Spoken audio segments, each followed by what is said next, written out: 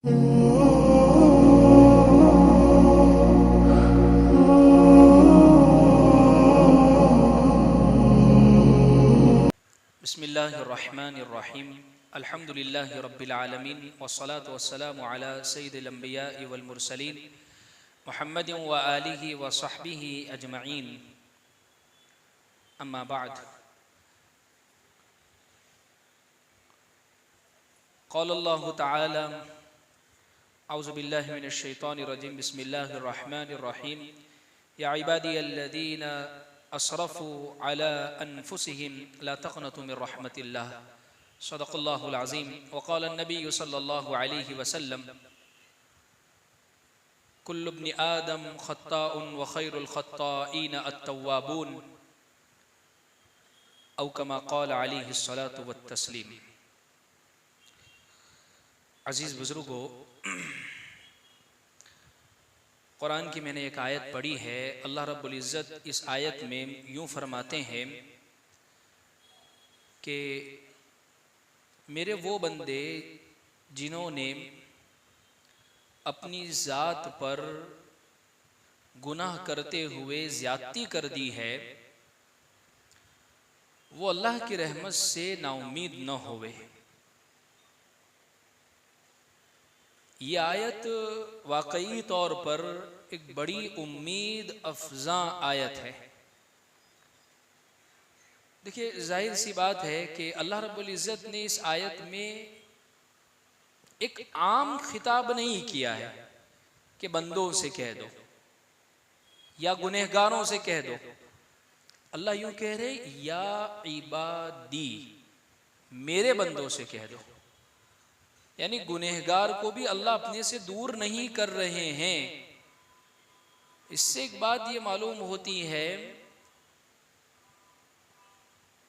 कि अल्लाह रब्बुल इज़्ज़त के नज़दीक बंदे की बहुत कदर है। शर्त ये है कि वो अपने आप को गुनाहों से तौबा के ज़रिए से पाक कर ले। इसीलिए इस हदीस में हुजूर ने इसको यूं फरमाया, हर इब्ने आदम, हर इंसान गुनहगार है। हर इंसान से गलती होती है, लेकिन फरमाया खैरुल खत्ताईन अत-तव्वाबून, बेहतरीन गुनहगार फरमाया वो लोग जो तौबा करने वाले हैं। इसलिए अल इंसान मुरक्कबुम मिनल खता'i वन निस्यान, इंसान जो है वो गलती, भूल चूक, गुनाहों का पुतला है, हो जाते हैं। लेकिन गुनाहों पर अड़ना, मुसिर हो जाना उस पर, यह शैतान का शेवा है। इसलिए जब कभी गलती हो फौरन अल्लाह की तरफ रुजू करने वाले बने। तो खैर, बतलाया यह है कि अल्लाह से माफ़ी मांगे। इससे एक बात ये समझ में आती है कि गुनाह हो जाना ये उतनी बुरी बात नहीं है, लेकिन गुनाह पर अड़ जाना ये बहुत बुरी बात है। इससे भी एक बुरी बात यह है, खतरनाक बात यह है कि किसी आदमी से कोई गुनाह हो गया और उस गुनाह के ऊपर कोई दूसरा शख्स उसको ताना दे रहा है कि चल बैठ, अब आया बड़ा, पता है तू कितना पानी के अंदर है, पता है तू फलाना गुनाह करके बैठा हुआ है, पता है तू तो शराबी किस्म का आदमी, हमें समझाने के लिए आ गया। एक हदीस में है, ला तंजुरू इला जुनूबिन नासी कअन्नकुम अरबाबा, लोगों के गुनाह की तरफ ऐसे बन के मत देखो गोया तुम उनके खुदा और उनके रब बन गए हो। वंजुरू इला जुनूबिकुम कअन्नकुम अबीदा, तुम अपने गुनाहों की तरफ देखो अल्लाह के बंदे बनकर और आजिजी करते हुए। बाज़ मर्तबा किसी से कोई गलती हो गई, कोई गुनाह हो गया और वो गुनाह शाये हो गया, लोगों में फैल गया है, तो अब हर आदमी उस पर कमेंट कर रहा है, हर आदमी उसको ताना दे रहा है। क्या पता उसने अल्लाह से माफ़ी मांग ली हो, हमारी मजलिसें उसकी गीबतों से भरी हो और रात की मजलिस और तन्हाई के अंदर उसने अल्लाह को मना लिया हो। तो इस हदीस में यूं फरमाया कि लोगों के गुनाहों पर ऐसे मत बन के बैठ जाओ गोया तुम उनके रब बन गए और खुदा बन गए हो।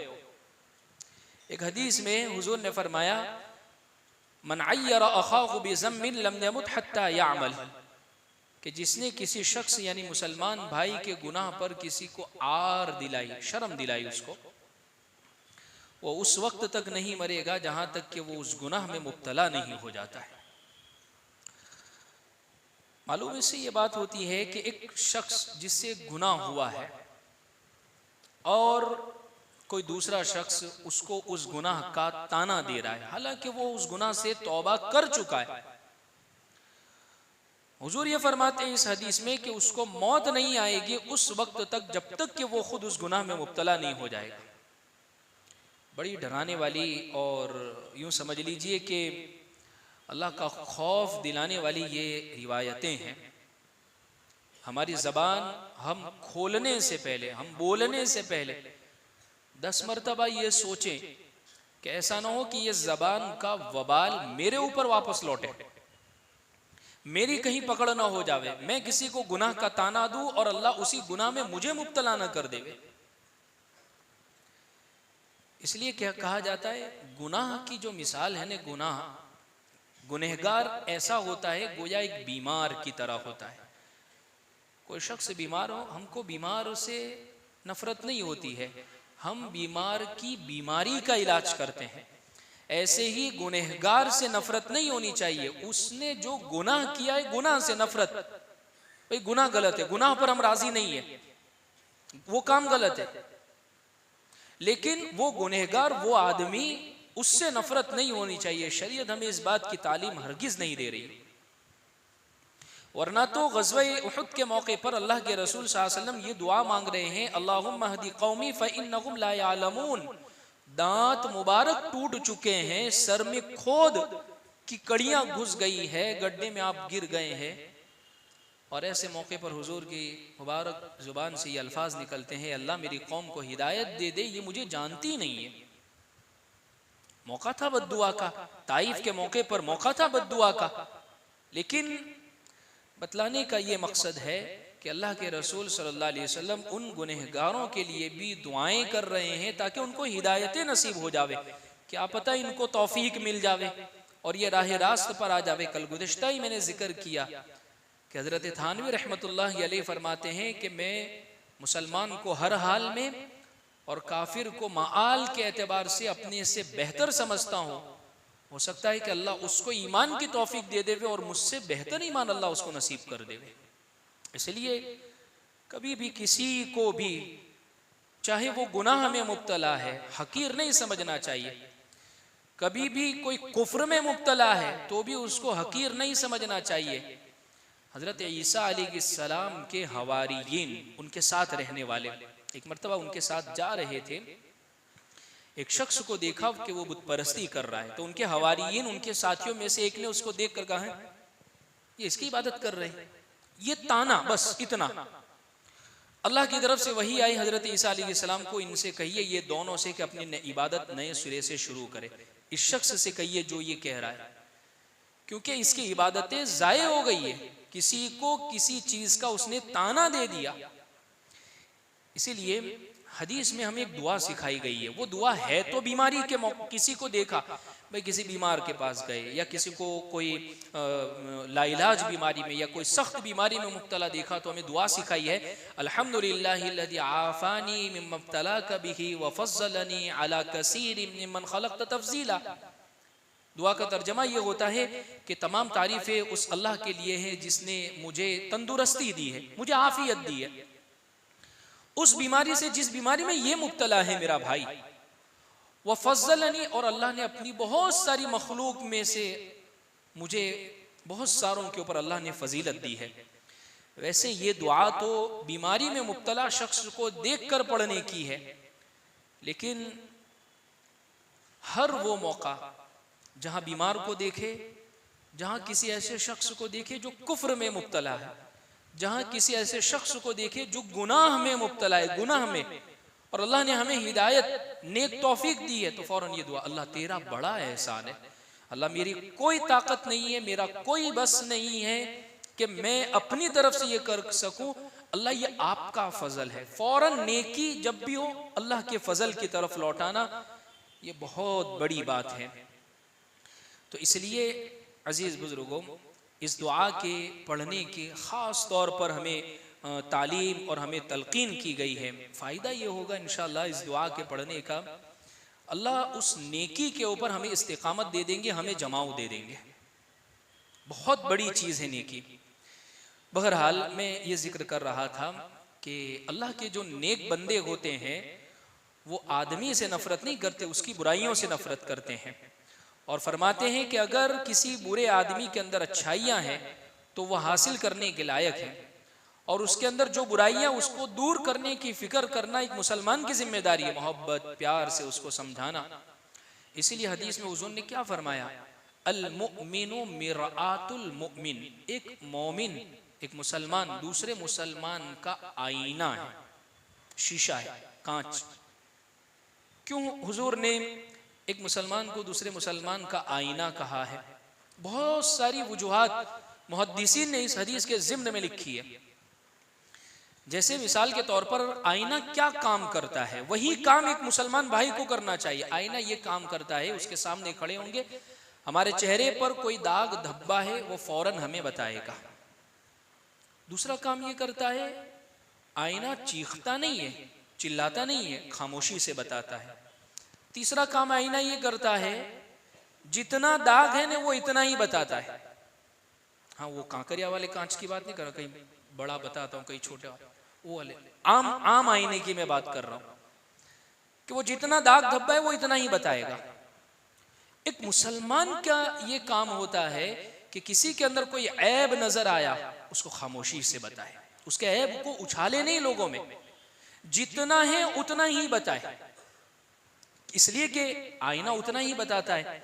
और इसी तरीके से जिसके अंदर है उसी को बताता है। भाई कांच के सामने खड़ा हुआ वो शख्स जिसके चेहरे पर धब्बा है वो उसी को बताएगा, दूसरा आ जाएगा तो उसका धब्बा इसको नहीं बताएगा।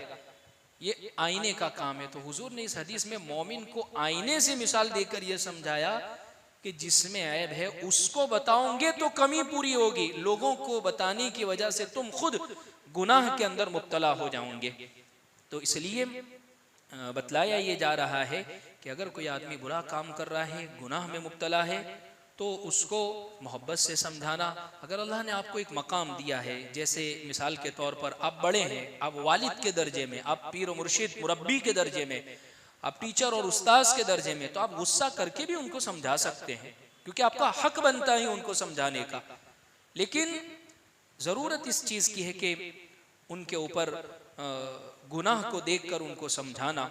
वरना आमतौर पर यह होता है कि जब किसी शख्स के अंदर कोई गुनाह पाया गया तो बाज़ मर्तबा इंसान उसको कहने के बजाय सब लोगों के दरमियान में उसके चर्चे करने लग जाता है, उसकी इस्लाह तो होती नहीं है और उल्टा खुद वो वबाल लेकर लौटता है। तो इसलिए हज़रत थानवी रहमतुल्लाह अलैह के मैंने कल जिक्र किया ना आपको, यानी वो कहते थे यहाँ इंसान बनाए जाते हैं, यहाँ तरबियत हुआ करती है, जो जैसा शख्स आता उसके मुताबिक वहां तरबियत होती। कहा कि मैं वजीफे बताने वाला मौलवी नहीं हूं कि मैं एक कोने में बिठा दूंगा और लंबे लंबे वजीफे। यहाँ तो एक इंसान कैसे बनता है उसकी वो कोशिश। बार मर्तबा डांट डपट की जरूरत पेश आती तो गुस्से से समझाया भी जाता था ताकि इस्लाह हो, और यही चीज जरूरी है। तो इसलिए हमेशा इस बात की हमें कोशिश करनी चाहिए कि जिसमें ऐब नजर आवे, अगर हमारा वो दोस्त है मोहब्बत से समझाए, अगर हम बड़े हैं तो उसके एतबार से समझाए, अगर हम छोटे हैं तो इस्लाह का तरीका दूसरा होना चाहिए, लेकिन उसको दूर करने की कोशिश करनी चाहिए। वरना बाज़ मर्तबा ये होता है कि जो कोई आदमी खैर का और दीन का काम कर रहा होता है, ये कब पैदा होता है पता है? कि इंसान अपने आप को बड़ा समझ रहा है, या किसी को खातिर में नहीं ला रहा है, या किसी की हकारत उसके दिल में पैदा हो रही है। या आमतौर पर उस वक्त होता है कि जब आदमी कि कोई इबादत, कोई नेक काम अल्लाह उससे करवा रहा है, रमज़ान में कुरान पर कुरान ख़त्म कर रहा है, तस्बीहात पढ़ रहा है, अब वो दूसरों को हेज और दूसरे लोगों को वो हकीर समझने लग गया है। ये तो जुम्मे जुम्मे का नमाजी है, ये तो ईद ईद में आने वाला है खाली, और हम तो 5 टाइम के नमाजी, तरावी भी पाबंदी से करता हूँ। अब ये गुनाह का तकब्बुर, ये इबादत का तकब्बुर इसको हो रहा है। अल्लाह इससे हमारी हिफाजत फरमावे। एक वाकया किताबों के अंदर लिखा है, बल्कि कुरान की आयत उस वाकये की तरफ इशारा कर रही है। आज ही पढ़ी गई वो आयत, इन तहमिल अलैहि यलहस औ तत्रुकु यल, आज ही पढ़ी गई आयत। बलआम इब्ने बाऊरा एक शख्स मूसा अलैहिस्सलाम के ज़माने में बहुत जाहिद इबादत गुजार शख्स था, मुस्तजाब दावत था। जब हाथ उठाता अल्लाह उसकी दुआओं को कबूल कर लेते थे। कौम अमालिका, मूसा अलैहिस्सलाम के ज़माने में एक कौम थी जो उस ज़माने के काफिर लोग थे। मूसा अलैहिस्सलाम ने उन पर हमले का इरादा किया तो ये सारी कौम बलआम इब्ने बाऊरा के पास आई और कहने लगी कि तुम बड़े जाहिद हो, इबादत गुजार हो, अल्लाह तुम्हारी दुआएं कबूल करते हैं, आप ये दुआ कर दो कि अल्लाह मूसा अलैहिस्सलाम के लश्कर को शिकस्त दे देवे, वो हार जावे। उसने ये कहा कि देखो मैं ये दुआ तो नहीं कर सकता, क्योंकि अल्लाह के बरगुज़ीदा पैगंबर है और जो लोग उनके साथ लश्कर के अंदर ईमान वाले हैं वो सारे के सारे साहिब ईमान हैं, मैं उनके हक में ये दुआ नहीं कर सकता। उन्होंने बहुत इसरार किया, बहुत जिद की, तो उसने कहा चलो ठीक है मैं इस्तिखारा करता हूँ। इस्तिखारा किया, चुनांचे ये बात सामने आई कि अल्लाह के पैगंबर है, उनके हक में कैसे बद्दुआ। उसने मना कर दिया। वो लोग दूसरे दिन फिर आए और उसको रिश्वत के तौर पर कुछ हदिये और तोहफे दिए कि ये ले लो और दुआ कर लो। अब उसको ये चाहिए था कि जब इस्तिखारे में ये बात आ गई, जब हकीकत से ये बात मालूम हो गई कि वक्त के नबी है, तो उसने कहा कि चलिए फिर से मैं एक मरतबा इस्तिखारा करता हूँ। चुनांचे इस मरतबा इस्तिखारे में कोई चीज़ उसको नज़र नहीं आई। तो लोग उससे कहने लगे कि देखो इससे पहले इस्तिखारे में मना आया था तो हमने आपको इसरार नहीं किया, लेकिन इस मरतबा इस्तिखारे में कोई बात आई नहीं है। इसका मतलब ये है कि अगर मना होता तो अल्लाह आपको पहले से बता देते, लिहाजा तुम कर दो बद्दुआ। चुनांचे उसने हाथ उठा लिया नबी के खिलाफ और बद्दुआ करने लगा। चुनांचे बद्दुआ तो कबूल हुई नहीं। इसके बरअक्स हुआ ये कि अल्लाह रब्बुल इज़्ज़त ने इस शख्स के ऊपर यूं समझ लीजिए पकड़ फरमाई है, और इतनी ज़बरदस्त इसके ऊपर अल्लाह रब्बुल इज़्ज़त की तरफ से पकड़ आई है कि ये शख्स अपनी बदअमली के नतीजे के अंदर गोया ताउन के अंदर मुब्तला हो गया। और भी इस पर बहुत सारे हालात, इसने अलग अलग फिर तरीके भी बताए कि किस तरीके पर मूसा अलैहिस्सलाम और उनके साथियों को आप शिकस्त तो नहीं दे सकते, हरा तो नहीं सकते, बद्दुआ तो मैंने कर दिए, लेकिन लड़कियों को उनके सामने आप पेश कीजिए और फलाना ये कीजिए, ये तमाम चीज़ें करने वो लग गया। खैर अल्लाह रब्बुल इज़्ज़त ने उस शख्स के बारे में कुरान में फरमाया, वत्लु अलैहिम नबअ अल्लज़ी आतैनाहु, उन लोगों को उस शख्स का हाल पढ़कर सुनाइए जिसको हमने अपनी आयतें दी, फिर वो उनसे बिल्कुल निकल गया, फिर शैतान उसके पीछे लग गया, सो वो गुमराह लोगों में हो गया। और अगर हम चाहते तो उन आयतों की बदौलत बुलंद मर्तबा कर देते, लेकिन वो तो दुनिया की तरफ माइल हो गया और अपने नफसानी ख्वाहिशात की पैरवी करने लग गया। उसकी हालत उस कुत्ते जैसी हो गई, अगर उस पर बोझ रखे तब भी हाफे, कुछ भी ना रखे तब भी वो हाफने लग जाए। उसकी मिसाल इस वाक़े की तरफ इशारा करते हुए अकाबिर फरमाते हैं कि देखिए इतना बड़ा आबिद जाहिद मुस्तजाबुद दावत, लोग उसके पास ये दुआएं करवाते, लेकिन उसका अंजाम ये हुआ। इसलिए कहते दिल पलटते जर्रा बराबर देर नहीं लगती है। अल्लाह रब्बुल इज़्ज़त की तरफ से कब कहाँ किसके मुतालिक क्या फैसला हो जावे, इन्न क़ल्ब इब्नी आदम बैन उसबुअई अर्रहमान युक़ल्लिबुहा कैफ़ यशा, अल्लाह जब चाहे जिसके दिल को पलट देवे। लिहाजा ये शख्स जो है ना वो पकड़ा गया, और वजह उसकी ये थी कि इसको अपनी इबादत, अपने मुस्तजाब दावत होने का तकब्बुर होने लग गया था और इसने नबी के खिलाफ हाथ उठा लिया। तो अल्लाह हमारी 100 मरतबा इस बात से हिफाजत फरमावे कि अल्लाह अगर हमें नेक काम की तौफीक भी अल्लाह हमें दे रहा है तो कभी भी इबादतों का घमंड नहीं होना चाहिए। इसको हमें फ़ौरन अपने दिल से निकालने की ज़रूरत है। और ख़ास तौर पर अगर कोई शख्स कोई गुनाह में मुब्तला है, अपने अल्फाज से कभी भी उसको कोई ताना नहीं देना चाहिए। अपनी इबादतों पर शुक्र करे, अपनी इबादतों पर ये सोचे। कुरान की ये जो सूरत सबसे आखिर में नाजिल हुई है, इदा जा नसरुल्लाहि वल फतह, आखिर में नाजिल होने वाली सूरत, इस सूरत का तर्जमा जरा गौर करें। अल्लाह फरमाते हैं जब अल्लाह की मदद और फतह आ पहुंचे, वराइतन नास यदखुलून फी दीनिल्लाहि अफ़वाजा, और आप देखें कि लोग अल्लाह के दीन में जोक दर जोक दाखिल हो रहे, यानी अल्लाह की मदद भी आ गई, फतह भी हो गई, लोग अल्लाह के दीन में दाखिल हो रहे। अल्लाह की क्या फरमाते हैं, फसब्बिह बिहम्दि रब्बिका वस्तगफिर, तो आप अल्लाह की तस्बीह को और बढ़ा दीजिए और इस्तिग़फ़ार को और बढ़ा दीजिए। एक काम मुकम्मल हो गया, एक अमल पूरा हो गया, लोग अल्लाह के दीन में भी दाखिल हो गए, कुरान पूरा उतर गया है, नबी के आने का मकसद पूरा हो गया। लेकिन अल्लाह अपने नबी को तलकीन ये कर रहे हैं, तस्बीह भी नबी आप बढ़ा दीजिए, इस्तिग़फ़ार भी आप बढ़ा दीजिए। मुफस्सिरीन इस आयत की तफसीर में लिखते हैं, इशारा है इस बात की तरफ, जब अल्लाह आपसे कोई अच्छा काम ले रहे हैं, कभी भी अपनी इबादत पर इतराना नहीं है, हमेशा अल्लाह की तारीफ करना है और अपनी इबादत पर यह सोचते रहना है, अगर अल्लाह मुझसे ये काम नहीं लेता तो मेरा क्या होता, और उस पर इस्तिग़फ़ार करने की ज़रूरत है। तो इसलिए कभी भी अपनी इबादत का घमंड और इतराना नहीं होना चाहिए। एक वाक़या किताबों में लिखा है, हज़रत साद बिन अबी वक्कास रज़ी अल्लाह अन्हु, अल्लाह के नबी सल्लल्लाहु अलैहि वसल्लम के ज़बरदस्त सहाबी, ईरान, फातिह ईरान जिनको कहा गया है, और बड़े मकामात हैं उनके। हुजूर ने उनसे ये कहा, या साद इर्मी फिदा का भी व उम्मी। सब सहाबा हुजूर से कह रहे कि अल्लाह के रसूल हमारे माँ बाप आप पर कुर्बान। हुजूर हज़रत साद से कह रहे कि मेरे माँ बाप आप पर कुर्बान। हज़रत साद बिन अबी वक्कास को हज़रत उमर के दौर में कूफा का गवर्नर बनाया गया।